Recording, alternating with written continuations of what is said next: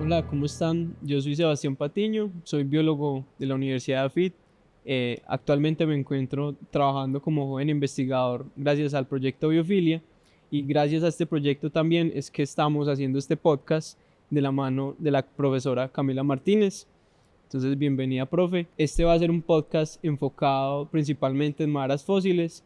Y antes de que empecemos a hablar sobre maderas fósiles, hay que aclarar que ambos somos apasionados de las plantas, pero me interesa mucho saber cómo pasamos de algo vivo a algo que existió hace mucho tiempo. Y con esa discusión que pues quiero empezar en este podcast hablando un poco de, profe, cómo tú te interesaste por las plantas fósiles, por la geología y por el pasado del planeta. Bueno, entonces primero, hola a todos, gracias por esta invitación y me encanta la pregunta porque es casi una coincidencia. Creo que si no hubiera sido por un evento específico, yo podría estar haciendo una investigación completamente diferente. Entonces, para resumir un poco, yo también soy bióloga y en principio llegué como a este mundo de la paleontología solamente porque pues desde el principio me gustaban mucho las plantas, pero en un momento pues como que a una charla en la universidad y yo fui y ahí descubrí que existía todo este mundo del pasado.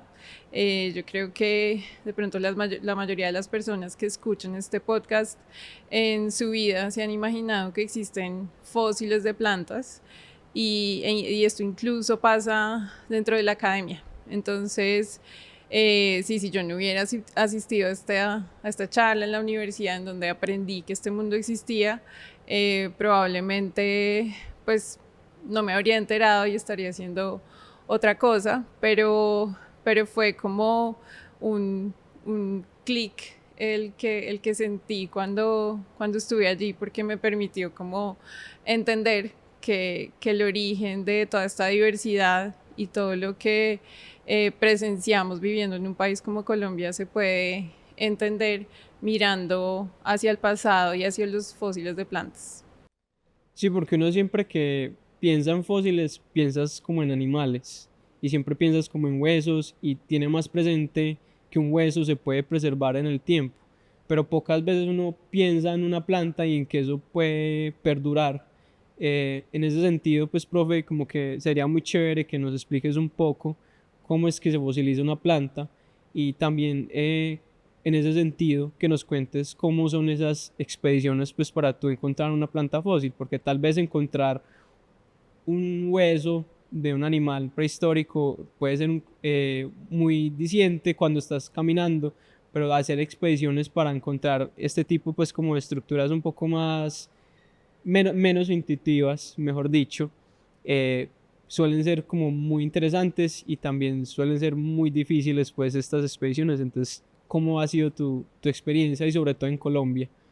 Bueno, entonces quisiera partir sobre algo de lo que mencionas y es pues este sesgo que tenemos nosotros los humanos siendo animales por siempre interesarnos por cosas que se parecen a nosotros. Entonces es mucho más fácil maravillarse o asombrarse o tener algún tipo de reacción ante el mundo animal solo porque es más similar al nuestro y no el de las plantas. Ellas pasan siempre desapercibidas y esto pasa con las plantas de la ciudad, con las plantas de las que nos alimentamos incluso y también pasa con las plantas en el registro fósil. Acá es un pedazo de madera moderna que está sequita.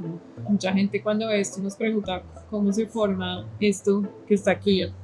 Y es que básicamente pues todos estos poros que vemos ahí permite que entre un agua que está en este caso cargada de minerales y esto se deposita ahí y se comienza a volver como un cemento, a endurecerse y poco a poco también incluso la materia orgánica se reemplaza por esos minerales y entonces así es que se vuelve dura como una roca, como es, por eso pesa tanto. Entonces si comparamos dos fragmentos como de igual tamaño, pues esta pesa, no sé, por ahí unas 15 veces más que esta que está aquí, que es básicamente ese proceso que se llama la permineralización, que es similar a lo que más comúnmente le dicen como maderas petrificadas, que sería como el caso de estas tres que vemos aquí.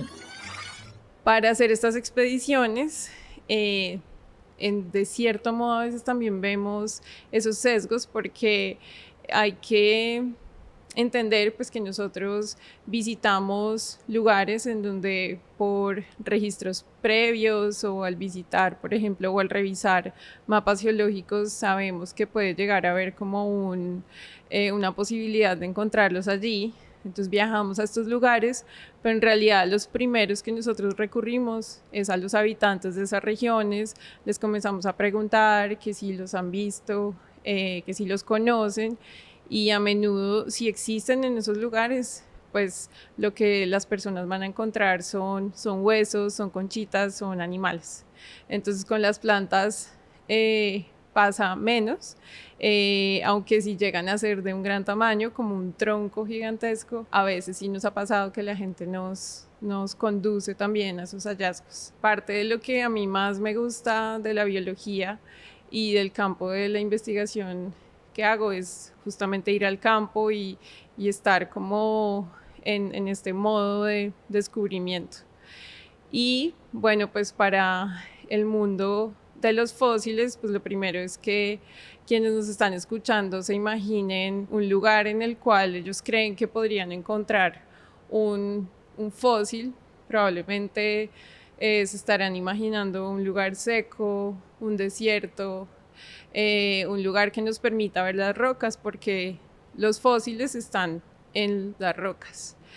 Y si por el contrario pensamos en Colombia, en lo que vemos en la mayoría del país cuando viajamos de un lugar a otro, es bosques y más bien pocos lugares secos. Entonces, nuestras expediciones se hacen, digamos, de dos maneras. Una, yendo a lugares, a los pocos lugares secos que tenemos en Colombia, por ejemplo, el desierto de la Tatacoa, por ejemplo, la Guajira.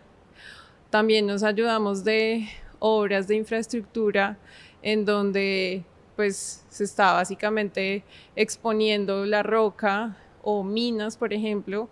Hemos hecho muchos proyectos en minas de carbón, en lugares en donde se están abriendo carreteras, y por último en las quebradas. Entonces imaginas, por ejemplo, la pared de una quebrada, pues uno ahí ve como las capas de las rocas y ahí es en donde las encontramos. Entonces hay como una variedad de lugares que uno puede visitar y de fósiles que uno puede encontrar. Sí, cuando yo empecé pues como a interesarme mucho por los fósiles, siempre me hice esa pregunta: ¿cómo en un país que es sobre todo tropical y súper lleno de bosques cerrados, muy difíciles de acceder muchas veces, cómo uno busca esos fósiles? Y sobre todo porque pues los que están viendo acá son fósiles, la mayoría. Esto es una madera actual, pues ustedes se dan cuenta, pues si tú no lo miras con detenimiento, esto puede ser una roca simple, ¿cierto? Pero son maderas. Y me parece muy interesante, pues porque es algo de ese sesgo que tenemos de no solo enfocarnos en huesos, sino que podemos llegar a ver más cosas como las maderas, incluso frutos y flores, y eso es algo pues que a mí me parece muy loco, pues como que algo tan delicado también se pueda mantener en el tiempo. Como ya les conté, pues yo soy un poco nuevo en la paleobotánica, que es yo digo un arte pues de estudiar los fósiles, porque no solo implica ciencia, sino un montón de habilidades manuales también. Entonces, pues como que mi acercamiento a la paleobotánica ha sido un poquito más interesante o más especial, en el sentido en que no he comenzado con rocas como esta, sino que hemos estado trabajando con otro tipo de maderas un poco más distintas, que esto pues es una madera fósil, pero también hay modos en los que las maderas se pueden fosilizar, pero no pues de esta manera como tan petrificada, sino que pueden pensar en como una especie de carbón, y esto es pues porque la madera ha sufrido unos procesos más distintos, puede ser que se quemó y quedó pues como carbonizada, o incluso hablamos muchas veces que está momificada. Entonces como que mi acercamiento ha sido muy especial, o poco ortodoxo mejor dicho. Entonces me parece muy interesante, pues porque aparte de que estas maderas están y las podemos observar, también cumplen roles muy importantes. Porque, volviendo pues al sesgo de los animales, uno siempre piensa que los fósiles de un hueso, por ejemplo, sirve para completar el rompecabezas de armar esa estructura del animal. Pero haciendo el ejercicio con las plantas, creo que una persona que no conoce mucho de plantas fósiles, como que no suele tender a pensar que puede hacer una madera fósil, ¿cierto? Y de hecho son herramientas súper poderosas, porque una cosa es reconstruir pues como las especies de animales que habitaron en un tiempo, pero otra cosa son las plantas, porque las plantas no son solo el ser, sino el escenario y ese ecosistema donde estaban esos animales pisando, y eso no es como un elemento extra, porque de hecho son esos ecosistemas los que determinan pues que esa especie pudiera estar ahí.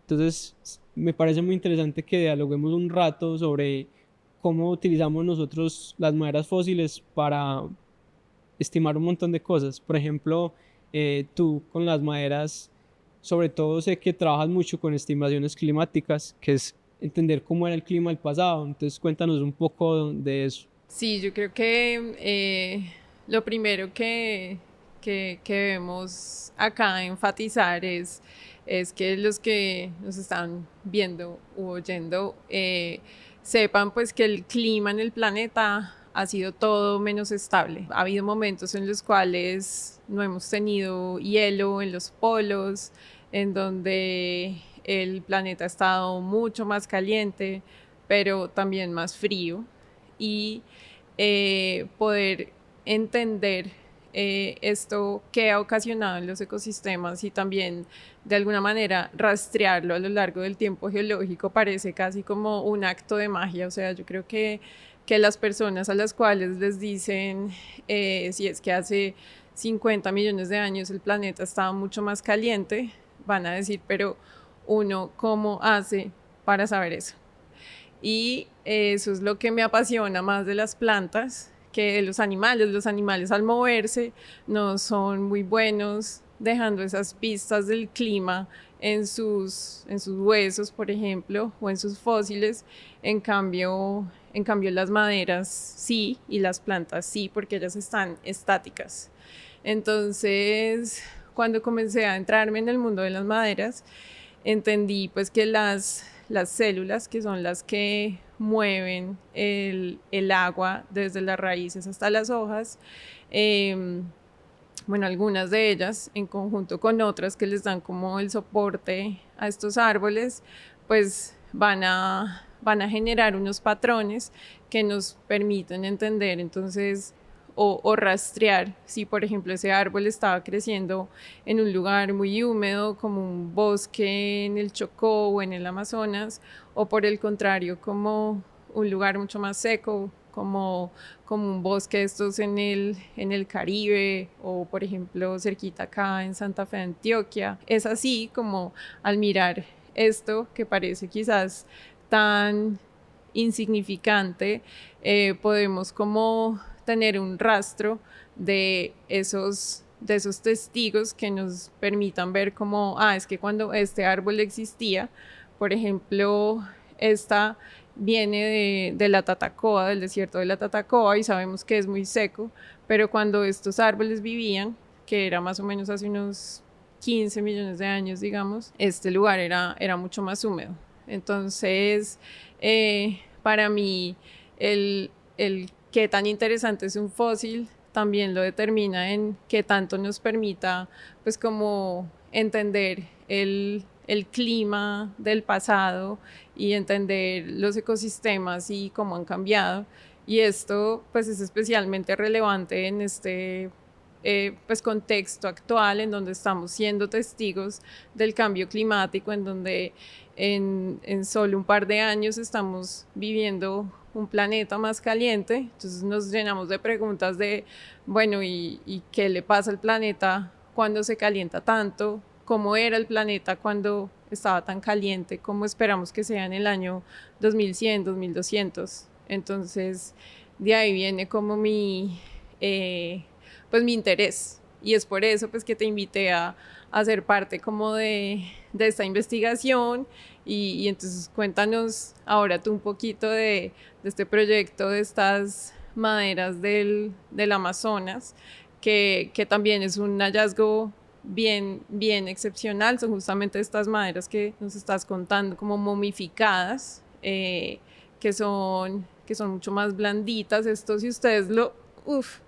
tocan, es súper pesado, es una roca. En cambio las otras son como un carboncito, se prepara diferente con unas cuchillitas. Toda esta conversación me recuerda mucho pues un libro que yo me estaba leyendo sobre maderas en general, sobre cómo se utilizan las maderas para entender climas del pasado, y siempre los ejemplos eran, claro, zonas de Europa, porque son como zonas un poco más disidentes por ese concepto que ya muchas personas conocemos, y es que los árboles generan estos anillos según el año y otras dinámicas, pero pocas veces se hablan de ejemplos como en los trópicos, y eso es lo que a mí me interesa mucho, entender qué pasa en ese vacío de información que hay en los trópicos con respecto al clima. Pues como que esa ha sido mi gran motivación también para trabajar con estas maderas. Estas maderas son de Perú, de una formación geológica que se llama Madre de Dios, y pues a mí me parece muy interesante porque, como ya les contaba, son más similares a un carbón que a esta roca que están viendo acá, y son muy frágiles en ese sentido. Entonces, como que siempre que trabajamos, por ejemplo, con estas rocas, es muy sencillo, pues porque esto tú lo puedes partir y aún así va a seguir siendo como uniforme a su manera.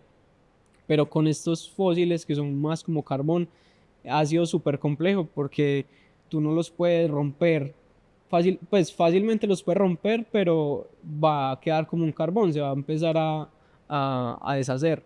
Entonces hemos trabajado mucho en cómo hacer que esto lo podamos estudiar, porque en términos generales lo que nosotros hacemos es cortar un pedazo pues del fósil, y piensen en la madera pues como esa estructura tridimensional que es. Esto, si tú lo ves por encima, se ve de una manera, pero si la ves a un costado se puede ver distinto, y si la ves haciéndole como un corte acá a la mitad, pues la puedes ver distinto. Entonces nosotros tenemos que investigar todos esos ángulos porque, como ya les conté, se van a ver de forma distinta, que es lo apasionante también de estos fósiles, y es que no es solo que tú vayas a ver pues como el mineral de la roca, sino que realmente esas células que les contaba un poco antes la profe se siguen viendo. Estas células que transportaban agua, que dan resistencia, son fundamentales pues para entender cómo era esa especie, que es otro de los puntos clave de los fósiles de las plantas, que no solo nos dicen clima, sino también cuáles eran las especies que habitaban esa zona, y muchas veces esas especies están relacionadas con temperaturas o con tipos de bosque. Entonces analizamos pues esas estructuras, en este caso con los carbones, generando como pequeñas láminas súper pequeñas que tú puedas ver en microscopio, pero entonces el reto ha sido cómo mantener esas láminas juntas sin que se dañen, y hemos estado pues como trabajando en una metodología que parece ser sencilla, pero que es mucho de eso que les contaba, pues de un arte de ser delicado y de pues trabajar como un artista pues con su obra. Pues si a ti te dan un mármol, por ejemplo, no lo puedes desperdiciar todo, tienes que trabajar pues como muy preciso con él, y eso mismo hacemos con las rocas. Entonces lo interesante pues es que, claro, son momificadas, y es curioso pues porque son maderas más recientes, y nos pueden pues como que ayudar a entender una teoría un poco que está pues como en el aire, que es qué pasa cuando habían son o momentos de glaciación en la Tierra, qué pasa con las especies, y eso es lo que estamos tratando de entender, si las especies se desplazan a algunas zonas más calientes o qué pasaba con ellas. Esto es algo que creemos pues que estas maderas nos pueden ayudar a entender, y pues como que esto me da paso también a entender nosotros qué hacemos en EDAFIT, pues porque yo hago estas cosas, pero en el semillero de botánica también estamos haciendo muchas más cosas. Por ejemplo, un trabajo que estamos haciendo más cerca acá de Medellín, como es Amagá. Entonces, profe, cuéntanos un poco también de qué se está haciendo en el semillero con respecto a la formación Amagá.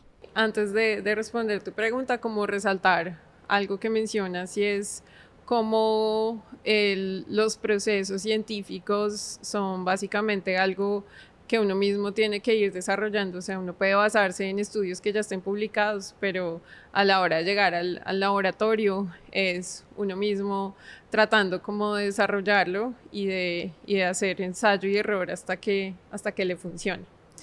Y lo segundo es como que me gusta describir las maderas como unas cápsulas de tiempo.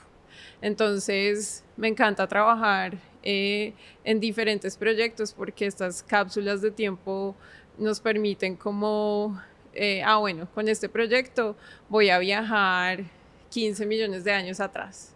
Con este otro voy por ejemplo, en ese momento a un planeta más caliente. Con este otro, que es por ejemplo el del Amazonas, voy a viajar 300.000 años atrás.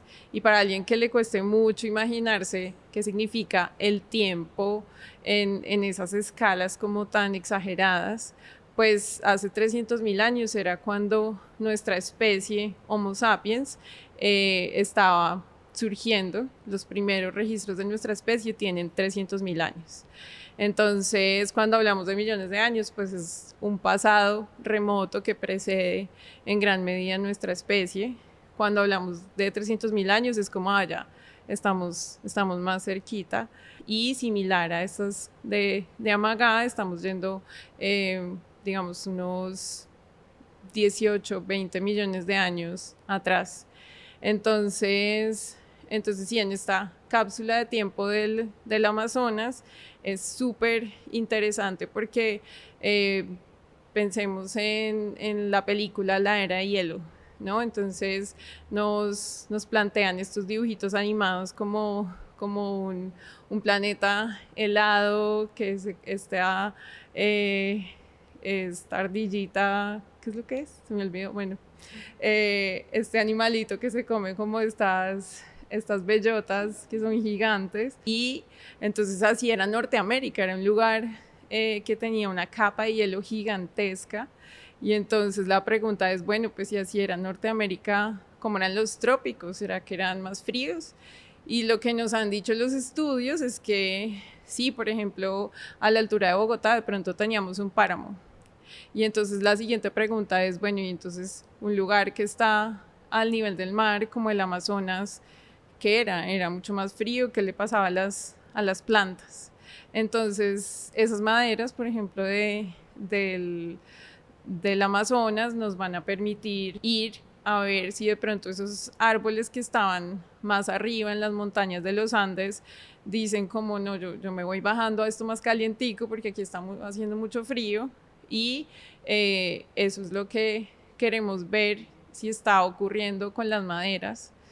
Lo otro que podemos ver que de verdad no lo puede rastrear ni todos los genes y estudios moleculares es extinción. Nosotros estudiando, yo he tenido la posibilidad de participar en muchos proyectos en donde al saber qué identidad tienen algunos de estos árboles, encontramos que muchas veces son grupos que acá en América ya no existen y están, por ejemplo, en África o viceversa. Entonces también nos dice, bueno, el planeta cambia, las especies se extinguen. Y ya para movernos a este proyecto de estas maderas que están aquí más cerca a Medellín, pues primero es contarles cómo llegó el hallazgo. Yo creo que esto que ustedes ven aquí es más común de lo que se imaginan. Cada vez que hacemos eventos como estos, al final de alguna manera nos contactan personas diciendo, ay, yo también vi eso en la carretera, yo también vi eso en la finca. Y en Colombia somos los únicos que estamos estudiando estas maderas. Y sin ir tan lejos, también las estamos estudiando aquí, las de Perú y las de Bolivia. Tengo varios proyectos en diferentes países de Latinoamérica y en Panamá, porque no hay expertos en esto y en cambio sí hay fósiles por todas partes. Entonces aquí fue una estudiante que después de que le hablé de esto en primer semestre se me acercó y me dijo, ay, mira, mi papá encontró estas estas muestras y fuimos y las colectamos y las estamos describiendo. Entonces, esta localidad es cerquita a Sopetrán. Hoy en día eso es un lugar seco, bastante seco, y estamos encontrando unos árboles gigantescos y queremos ver en ese momento cómo era Sopetrán. Y entonces, más allá de saber si es más húmedo o más seco, también esta región del país es como interesante en ese momento, porque en ese momento Sudamérica todavía no estaba conectada a Centroamérica, el istmo de Panamá estaba bajo el agua, entonces estos primeros sedimentos que se acumulan y estos primeros fósiles que vemos son como los testigos de esa tierra que acaba como de emerger del agua y que de pronto va a ser como un puente para entender ese movimiento, esa migración de especies que acá también me sirve para contarles y que de pronto de este podcast se lleven otra siguiente gran lección, y es que las plantas tienen unas estrategias de dispersión que aún no entendemos. Entonces, por ejemplo, en paleontología se habla mucho del gran intercambio biótico americano, que eso fue cuando se formó el istmo de Panamá. Muchos animales que antes estaban solamente en Norteamérica migraron a Sudamérica y algunos de Sudamérica pues fueron a Norteamérica. Y entonces eso pasa cuando ese puente, mejor dicho, se vuelve como una autopista. Pero cuando uno mira el registro fósil de las plantas, que uno dice, las plantas no son capaces de caminar, en realidad vemos que buena parte de la flora que existía, por ejemplo, en Panamá, antes de que hubiera esa conexión terrestre, era del Amazonas. Entonces, ¿cómo es que llegan y se mueven tan fácil en ese sentido? Son preguntas todavía abiertas que nos hacen pues como abrir nuestra imaginación y nuestro campo de investigación. Sí, yo creo que en la paleobotánica siento que hay como dos grandes retos. El primero, encontrar más gente que haga cosas, y sobre todo en Colombia. Digamos que parte de mi trabajo en biofilia ha sido entender un poco el contexto paleobotánico que tiene Colombia, y en ese gran sentido como que falta un montón por hacer, y no es porque no haya como cosas para hacer en Colombia, sino porque necesitamos más personas que se interesan pues como por las plantas fósiles. Creo que ese es uno de los grandes retos de mi rol en biofilia como joven investigador, y es cómo hago para que las personas se interesen más por las plantas fósiles, y creo que la mejor opción para eso es mostrarle de todo lo que son capaces y cómo son las maderas fósiles y las plantas fósiles en general. Y el segundo reto, que va muy de la mano con eso, es que es un tema que necesita mucha divulgación. Por lo mismo, por ese sesgo de que siempre pensamos en animales y en dinosaurios y no pensamos un poco en qué pasaba detrás de ellos o sobre ellos.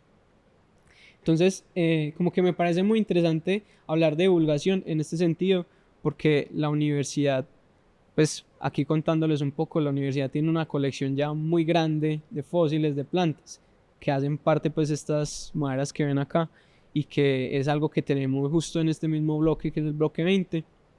Entonces, claro, como uno habla de las plantas sin ser técnico es un ejercicio muy complicado, pero que puede ser muy enriquecedor como lo estamos haciendo ahora.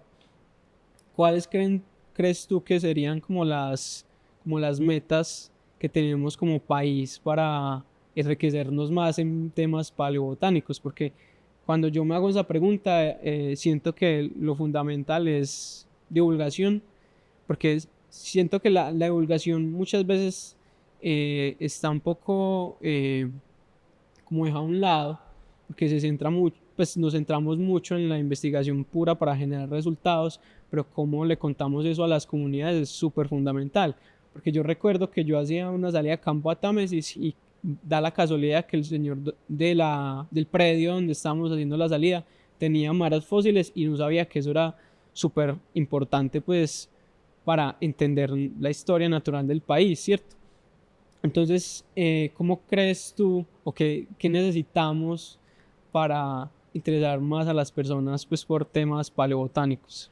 Yo creo que necesitamos hacer más justo esto que estamos haciendo, como buscar espacios en donde podamos explicar en las palabras más sencillas posibles y ojalá como eh, transmitir esa pasión que nosotros sentimos hacia los demás para que, aunque no todos se conviertan en paleobotánicos, sí sepan que existe un valor muy alto en ellos que va más allá, aunque no me parece menor, que por ejemplo tener conocimiento acerca de si voy a hacer una película como Jurassic Park, qué planticas pongo atrás, que eso sea verídico, eso se puede hacer estudiando el registro fósil. Por ejemplo, ahí la protagonista de la película, Anna Statler, ella es paleobotánica y está estudiando en las heces de los dinosaurios las semillas que dejan esas plantas y así pues sabe qué era lo que comían los dinosaurios. Entonces eso mismo tal cual lo hacemos en paleobotánica, entonces eso es un medio importante para reconstruir el pasado, pero que sepan que tiene relevancia actual en nuestra sociedad para hacernos un llamado acerca del lugar que tiene nuestra especie en el mundo, entender que nosotros los humanos nos sentimos en el tope de la evolución, en el tope de la vida, pero somos solo una especie más de las miles de millones que han habitado el planeta a lo largo de millones de años. Eso me parece que es un mensaje clave que tenemos que difundir a través de la divulgación, y acá me gusta hacer como un paréntesis con una lección súper interesante que nos dan las plantas fósiles, y es para bajarnos un poquito como la arrogancia antropocéntrica que tenemos, y es que al final del Carbonífero, más o menos hace unos 300 millones de años, o sea, esto sí hace muchísimo tiempo, existían unos bosques gigantescos que crecían como en unas zonas súper pantanosas, y entonces las plantas comenzaron a tener mucho éxito y estos bosques comenzaron a crecer, y las plantas lo que están haciendo es capturar ese CO2 de la atmósfera e incorporarlo pues en sus órganos, y eventualmente cuando la planta muere, esto se descompone y retorna a la atmósfera. Pero como aquí estamos en zonas pantanosas, todo eso se quedaba ya en esos pantanos y todo ese CO2 se capturaba y se enterraba y no volvía al ciclo. Entonces, ¿qué crees que pasó con la temperatura? No sé. Disminuyó, porque el CO2 es el que nos está generando hoy tanto calor. Entonces en el pasado ese CO2 entonces disminuía y conforme la temperatura. Y fue tal esa disminución en la temperatura que causó la extinción de un montón de linajes de plantas, las mismas que tuvieron tanto éxito y tanto auge y que llevaron al planeta a este estado, pues después fueron las que sufrieron las consecuencias. Y curiosamente ahora los humanos usamos justamente ese carbón del Carbonífero, que se llama así por esa razón, y lo estamos devolviendo a la atmósfera, y entonces es aquí con la pregunta que nos debemos hacer: ¿será que tenemos que llegar al mismo destino de estas plantas?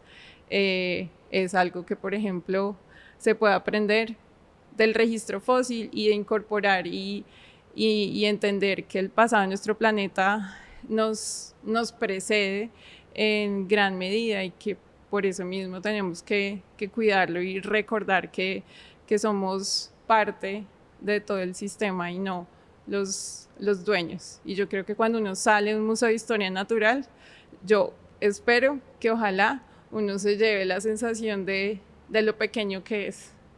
Eso sería como una de las lecciones, y por eso me encanta que en Biofilia se esté como tratando de pues mostrar a través de los museos de historia natural y de su importancia y de la divulgación esto que quizás para los biólogos es, y los paleontólogos aún más, es como tan cotidiano, pero que los demás vean una exhibición y digan como, ah, o sea, soy una especie más de todas las que han habitado en este planeta, sería ya como una gran ganancia, pienso yo. Sí, yo creo que lo fundamental de la exposición de biofilia es que vamos a contar un poco el hecho de que Colombia es muy rico no solo en biodiversidad actual, sino en pasada, y cuenta un montón de historias súper distintas. Lo más bonito, pues, y que está almacenado en la colección y que está disponible para cualquier persona, es que hay un montón de historias geológicas distintas, de momentos distintos. Por ejemplo, con Biofilia y con la exhibición queremos retratar un poco cómo ha sido esa evolución de los bosques desde el Cretácico, porque para los que no sepan, pues entre el Cretácico y el Paleoceno, que es más o menos hace 66 millones a 58 más o menos, pues esta franja pasó una de las extinciones masivas pues como más interesantes, que es cuando este asteroide impacta en la Tierra y entre muchas otras cosas extingue, por ejemplo, los dinosaurios, pues. Y fuera de ese foco de los dinosaurios pasan cosas muy interesantes y es que empiezan a dominar las plantas con flor. Y eso es algo que no solo sabemos por historia natural, sino que tenemos almacenado en el país. Y eso es solo un ejemplo, porque en Colombia también tenemos un ejemplo de cómo se empezaron a desarrollar los bosques secos, que actualmente están incluso muy amenazados. Entonces no es solo un archivo histórico, sino un archivo que nos puede evaluar el presente y el futuro, que me parece súper fundamental como retomar esto, porque es que las plantas fósiles y el registro fósil y todas estas predicciones que se hacen no solo nos permiten entender un pasado que ya fue y que pasó hace millones de años, sino que es un ejemplo de qué podría pasar y cómo se podría comportar el planeta, como tú decías ahorita, con respecto a estos cambios un poco antropocéntricos. Eh, entonces sí, pues como que resaltar esa importancia es fundamental en biofilia, pero también generar esa reflexión de estos son los futuros posibles. Evaluemos qué es lo necesario y qué es lo que no es necesario, entendiendo también que el objetivo de biofilia es generar esa red de biodiversidad y documentar la biodiversidad. Pero es algo que mencionábamos mucho antes, pues como con algunos compañeros, y es que uno no puede hablar de biodiversidad sin pensar en la pérdida de biodiversidad. Entonces, sí, como que esa es la reflexión fundamental, que los fósiles nos ayudan a entender muchas preguntas, como tiempo, como clima y como espacio también, e historia natural, un montón de cosas pues, y no súper invitados al semillero botánica, que está abierto a cualquier persona. Esto no es solo para personas de botánica, tenemos personas de negocios, de comunicación social, todos interesándose por la botánica desde lo reciente o desde lo pasado. Y nada, bienvenidos también a la exposición de biofilia que se estrenará pronto en la universidad. Y nada, muchísimas gracias a ti, profe, pues por estar acá y al equipo pues de Semilleros. Nada, muchísimas gracias. Sí, bueno, solo para también despedirme con este mensaje que quiero enfatizar es que, pues sí, acá en EAFIT tenemos la colección de paleobotánica más grande del país. Estamos custodiando estos tesoros que nos permiten contar muchas de las historias que les hemos contado y muchas más. Entonces, pues sí, el objetivo de Biofilia es en gran parte pues que la gente conozca y sepa que están acá disponibles estas colecciones para la investigación, también para la divulgación, que pues quienes estén interesados en este tema sepan que acá hay un espacio para desarrollar estas investigaciones. Muchas gracias.